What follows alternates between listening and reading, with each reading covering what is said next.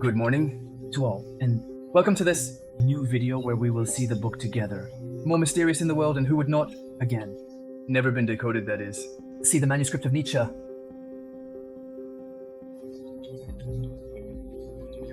This story begins in 1912 with a collector named Wilfried Voynich Nietzsche. He discovered by chance a mysterious $1 in an ancient library in Rome. This manuscript seems to be dated from the Middle Ages, and it is written in a language that no one would understand and that no one would have managed to decipher until now.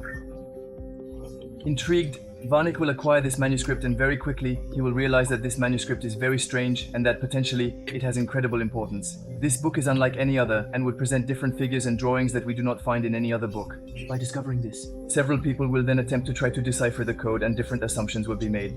Issued for some, it could just be synthetic writing, while for others it could be an ancient exotic language. But there's a lot more research that's going to be done on it. But despite all this research, they will not be able to decipher the language correctly, and for some they will admit that it may be a book written by a madman, and that it is not even really possible to decode this book. In total, the book has more than 232 pages written from left to right, with letters and numbers that would resemble ours. But it is not only the writing that is mysterious, the drawings also cannot be deciphered. Over time, many specialists will try to look into it.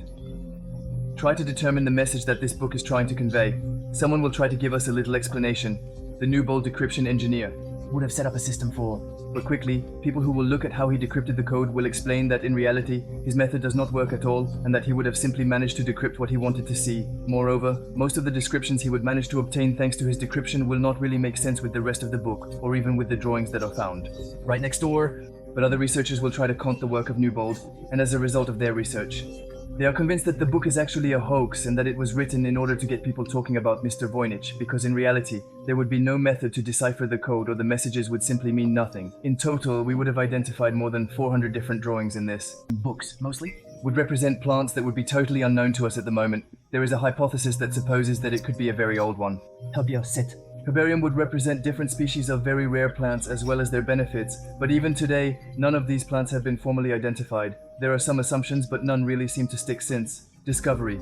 There are many people who have worked on it, and some specialists put forward the hypothesis that it could be a very old book written by a person who had carried out different experiments or very bizarre genetic mutations. He would have written his book with the aim of leaving a trace of these experiences. But if you look a little deeper into the book and look inside, in reality, you don't really find just plants or scriptures. Weird, there is. Would also have strange drawings of women. They are linked to each other by a very special root or duct system. For some, these depictions might describe the human organism or that of another species. It elucidates the workings. Today, over a century has passed since Mr. Wilfried Voynich rediscovered the book and thus named it the Voynich Manuscript. And despite all the people who continue working to decipher this book, there is still no real explanation, and the language has still not been decoded. For centuries, the mystery of the Voynich manuscript persisted and continued to fuel fantasies about its contents. Maybe with technological advances, someone will be able to decrypt its contents, but for now, we can only wait.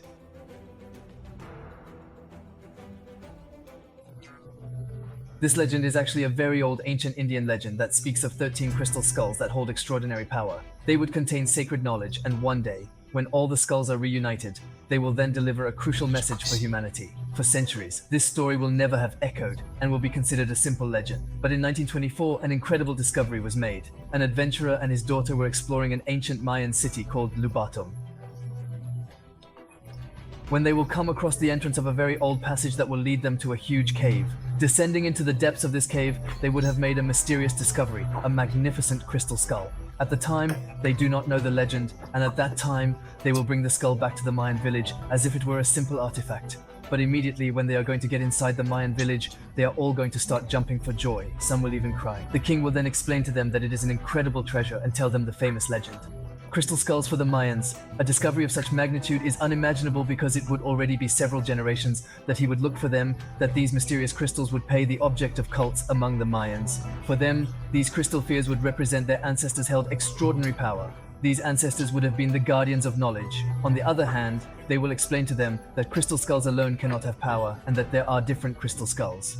Crystal distributed in the world, and which must be brought together to be able to deliver an incredible message. All the skulls would be cut from natural quartz. Different? Since the beginning of the century, we have already found 7 have been authenticated as authentic. Everything would have appeared under strange circumstances, and in various places in the world, such as London or Paris, the skulls would all be different. Yet they would share a common origin, a very enigmatic place. Attached to one Very strange discovery story. Scientists who studied them, The subject has determined that he is strong, probably. These fears crystal may hold to know, but that we cannot yet decipher it because the natural course is already used in most of our computers and cell phones to allow us to communicate or store information. Some studies have even managed to demonstrate that natural quartz can be used to store data over a long period of time in a very viable way. These crystal fears could therefore be encoded and hold knowledge or memory. We just can't decode it yet, and with all the legends that exist around the Maya, we know that they could potentially have knowledge and maybe knowledge they wanted to convey through these crystal fears. According to legend, the crystals hold a message for humanity, but that message will only be delivered when humanity is ready to receive it. In the meantime, one should especially not look the crystal skulls in the eyes, under pain of being cursed and suffering a terrible curse. And some people who claim to have original crystal skulls claim that indeed very strange phenomena would happen. Generally, these phenomena occur after receiving it, or after acquiring those famous crystal skulls. Some even say that they managed to enter telepathy with these crystal skulls. But today, the origin of most skulls and what they contain leave many scientists still very perplexed, and very few people actually want to study them. Also, at the moment, it is not possible to date them with carbon-14, which makes their authentication very difficult, and a lot of them are considered authentic. It might actually be a counterfeit. Over the years, numerous research groups have attempted to band together to study these skulls. They claim to have collected and studied up to 5 different skulls deemed authentic. And what's very mysterious is that after I started studying these skulls, time before they want to publish their results, the British museum will come back on the authenticity of 2 of the skulls they had provided for no reason.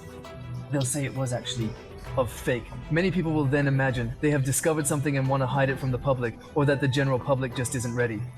Currently, whatever happens, we have not yet found the 13 crystal fears, and it will surely take us a long time before we succeed in gathering them. So we may never know if this legend is authentic, and if the crystal fears do indeed contain a message for humanity.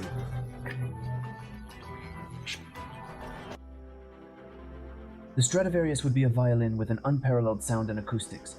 It would even be one of the most beautiful instruments ever created in more than 2 centuries. Its manufacturing secret remains one of the greatest mysteries in the history of music yet to be discovered. All the greatest violinists who have put their fingers on a Stradivarius agree on its extraordinary sound. And for musicians, the artistic value of these violins remains indisputable. But then, how to explain such sound perception in the 18th century in northern Italy by Antonin Stradivari? The most prestigious violin still keeps its manufacturing secret, and has been for many centuries already. In 2005, I heard all of them. The most theories. Extravagant luthier, acoustician, and chemist will then undertake a great investigation to be able to unravel its mystery. Their first theory will then look at the wood, because for some, the probe quality of the Stradivarius would necessarily come from the wood. So specialists will undertake a great expedition to go to the forest of Tarvisio, to the exact place where Mr. Stradivari was supplied with wood. They will take numerous samples from grocery stores and other trees in the area to determine which wood was used for these violins. But they will succeed in determining that the wood used for the manufacture of Stradivarius violins is exactly the same that used by the other luthiers had not. The choice of wood would therefore have had no impact on the sound or on its acoustics. Their second theory will then look at the varnish that Mr. Stradivarius uses on these Stradivarius. This mysterious liquid would be the manufacture of Mr. Stradivari, and he was the only one to cover his violins with it. It would be a strange mixture of fish scales and turtle skin. They would be supposed to guarantee the most beautiful sound. And at the time, you have to know that varnish was the most durable thing to produce. Each fruit tree therefore had its own varnish, even if it was more or less similar. After verification, there are several analyses consisting of passing the varnish under a luminous passage 10 times more powerful than that of the sun. It is with profound disappointment that specialists have discovered it is, in fact, just a varnish composed of oil and resin, a mixture therefore very banal for the time, which would have had absolutely no impact on the sound. They are acoustic, and most specialists will not abandon the air. They will continue their research to determine what makes these violins so exceptional. Their third theory will then look at the shape of the Stradivarius, because supposedly the shape of the Stradivarius would be inspired by the shape of the pediments. Then Creme Cathedral, but then, can we really establish a link between the shape of the violin and its sound? For some specialists, this is the case, and he explains it by means of a very simple example. When one strikes on a round drum, the sound emitted is not the same as when one strikes on an oval drum. It would therefore be logical to consider that the shape of a violin has an impact on its sound and acoustics, and it will take more than 10 years to solve this puzzle scientifically. The final answer will be given by the experts. And that, unfortunately, it is not the shape of Stradivarius that gives them this exceptional acoustic quality. The mystery of the Stradivarius continues to pass through time, and the mysteries of the Italian luthier's manufacturing will remain unfathomable for a very long time to come. The more time passes, the more Stradivarius gain in value, because there are fewer and fewer of them, and it is still impossible to reproduce them perfectly. In 2011, a Stradivarius called Lady Blend reportedly managed to find a buyer at an auction in Paris, London, for nearly $50,000 of Dollars. And in 2014, Arvarius Stadium would have been valued at over $45 million, but it would have.